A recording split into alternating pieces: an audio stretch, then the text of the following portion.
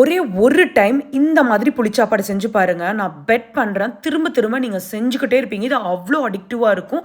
ரொம்ப ரொம்ப ஈஸி ஸ்டெப்புங்க. ரொம்ப ஈஸியாக பண்ணிடலாம். நாங்கள் கோயிலில் வேறு போய் உட்காந்து சாப்பிட்றோங்களா, நல்லா அமிர்தமாக இருந்துச்சு. எங்கள் அம்மா வந்துட்டு இந்த புளிச்சோருக்கு ஒரு 4 டம்ளர் ரைஸை வந்துட்டு ஆல்ரெடி குக் பண்ணி வச்சுருக்காங்க. இப்போ அதில் தான் பண்ண போகிறோங்க.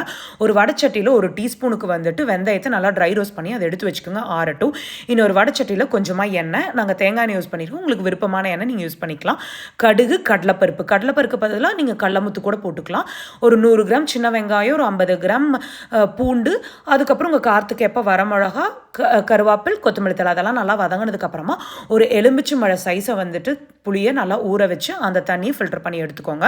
அதுக்கப்புறமா உங்கள் புளிச்சோருக்கு தேவையான அளவு கல்லுப்பு, கொஞ்சமாக மஞ்சத்தூள், அதுக்கப்புறம் கொஞ்சம் பெருங்காயத்தூள் அதெல்லாம் போட்டு கலக்கி ஓரளவுக்கு இந்த மாதிரி கெட்டியானதையுமே ட்ரை ரோஸ்ட் பண்ணி வச்சுருக்கிற அந்த வெந்தயத்தை நல்லா பொடி பண்ணி அதையும் ஆட் பண்ணிக்கோங்க. அதுவும் இந்த மாதிரி நல்லா வந்துட்டு நல்லா சுண்டி வந்ததுக்கப்புறம் நல்லா ஒரு பேஸ்ட் மாதிரி ஆயிருங்க. ஒரு 10 to 15 மினிட்ஸ்லேயே நீங்கள் அந்த பேஸ்ட்டை கூட தனியாக வச்சு கூட நீங்கள் ரொம்ப நாளைக்கு யூஸ் பண்ணலாம். இப்போ அந்த குக் பண்ணி வச்சுருக்கிற ரைஸை போட்டு நல்லா கிளறி விட்டு எடுத்து சர்வ் பண்ணி பாருங்கள். அவ்வளோ ருசியாக இருக்கும். கண்டிப்பாக ட்ரை பண்ணி பார்த்து எப்படி இருந்துச்சுன்னு கமெண்ட் பண்ணுங்கள். இந்த வீடியோ பிடிச்சிருந்துச்சுன்னா பஸ் உலகுக்கு சப்ஸ்கிரைப் பண்ணிக்கோங்க.